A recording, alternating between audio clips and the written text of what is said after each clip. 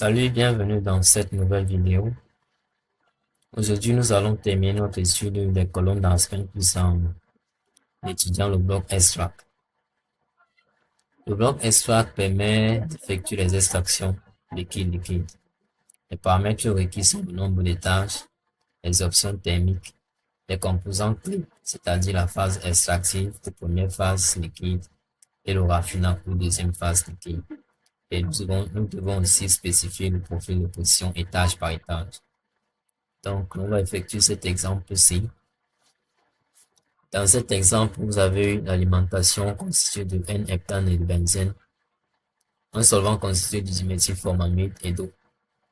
Donc, on va extraire le benzène et là, on va à la phase extractive et là, le raffinement. Donc, je vais me rendre dans l'Aspen plus. Je vais spécifier les composants. J'ai le benzène, et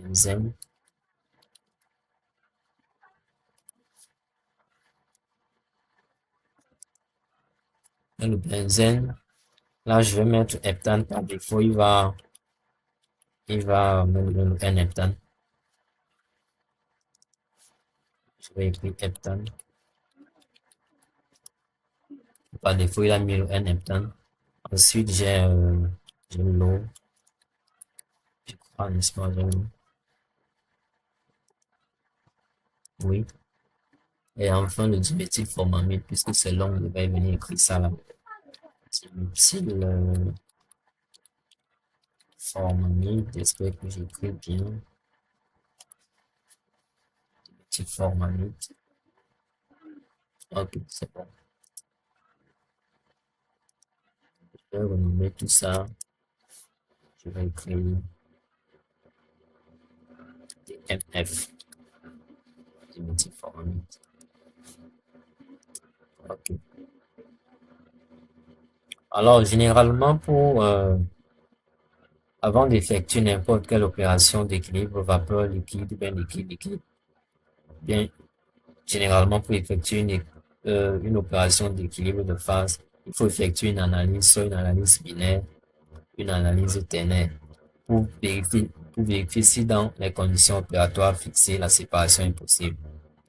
Dans les vidéos précédentes, nous avons supposé que l'opération était possible. On a utilisé directement le bloc DSTWU, ADFRAC, ainsi de suite. Mais ce que vous devez savoir, c'est qu'avant d'effectuer une opération comme celle-là, nous devons vérifier que la séparation est possible. Et pour ça, il faut faire une analyse binaire ou ternaire pour vérifier si la présence ou non des aziotropes. Bon, dans les prochaines vidéos, nous allons voir comment faire ces analyses-là. Donc, on va supposer que la séparation est possible. On va cliquer sur Next. Là, je vais mettre, c'est Unifac. Oui, Unifac. Unifac. Unifac. Ok, Unifac. Donc, pour faire une analyse binaire ou bien ternaire, lorsque vous avez spécifié comme ça, je peux venir là faire une analyse. Mais comme je vous ai dit, on va faire ça dans les vidéos qui vont venir sur la chaîne. On va supposer que c'est possible, on va aller directement dans le bloc extract. Ok, je vais dans Simulation. Là, je vais choisir, voici le bloc extract, je passe là. Je vais mettre le nouveau composé.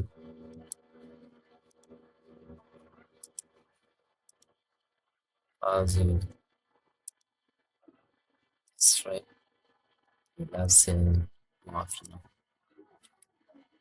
Je vais renommer tout ça.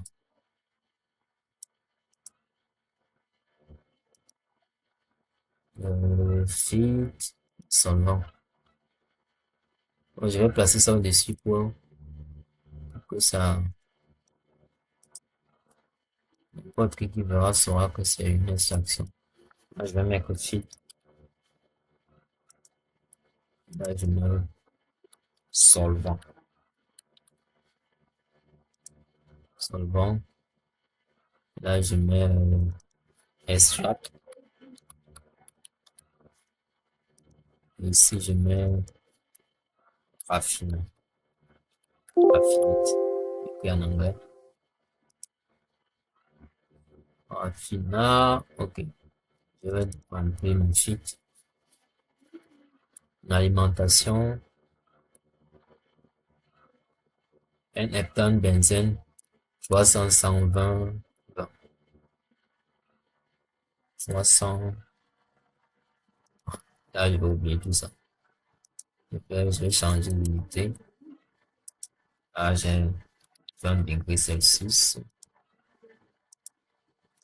Et 20 PCA. Là, je mets mass flow. De 300, 100. Je vais vérifier avec moi, il faut toujours vérifier. 300, 100, 20, 20. 100, 300. Mass flow. OK. Click next. Là, j'ai mon solvant. Solvant 750, 250, l'eau 250, TMF, je vais d'abord mettre 750 et water 250. Un mass flow, LP par 1, là je mets 20 degrés, ici je mets 20 PCA. OK. Je vais donner ma condition opératoire dans ma colonne, nombre d'étages, 5 étages, 20 PCA et 20 degrés. Nombre d'étages, 5. Du profilage n'est pas adiabatique, oui. Puis component. Là, je dois spécifier quel composant sera mon composant clé dans la phase extraite et dans la phase raffinage. Là, first liquide N-heptane, second liquide benzène. First liquide heptane, second liquide benzène. Je crois que c'est ça. First N-heptane, second benzène. First, OK. Heptane, OK. Pressure. Là, dans PCA, je vais mettre tout simplement 1 et 20. Par défaut, il va considérer que c'est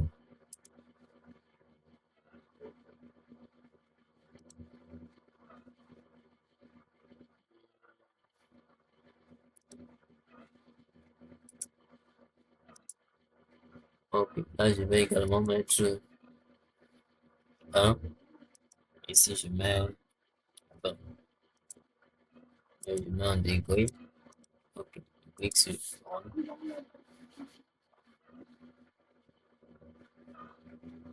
Les résultats sont disponibles. Je vais vérifier ce result.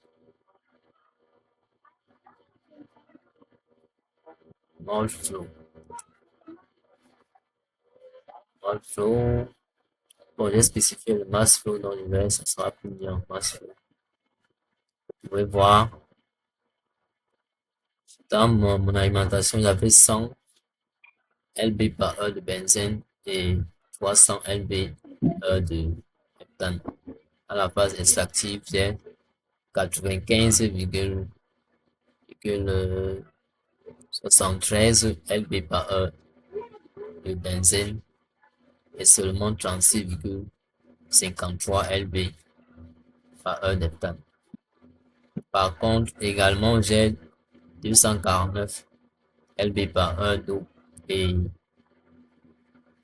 là, j'ai 748,324 lb par heure de DMF. Donc, ma phase extractive est constituée majoritairement En fraction, bien sûr. En fraction, j'ai beaucoup plus de diméthylformamide, j'ai de l'eau et j'ai le benzène. Maintenant, s'il faut regarder en fonction des fractions des composants d'origine, là, je vais classer mon TMF. Ensuite, mon composant majoritaire sera le benzène. Ce que je veux dire, c'est que si je prends cette quantité-ci, je divise par la quantité d'origine. Je prends également cette quantité divisée par la quantité d'origine. Vous voyez que les composants majoritaires sont la phase extractive des extraits du benzène, majoritairement.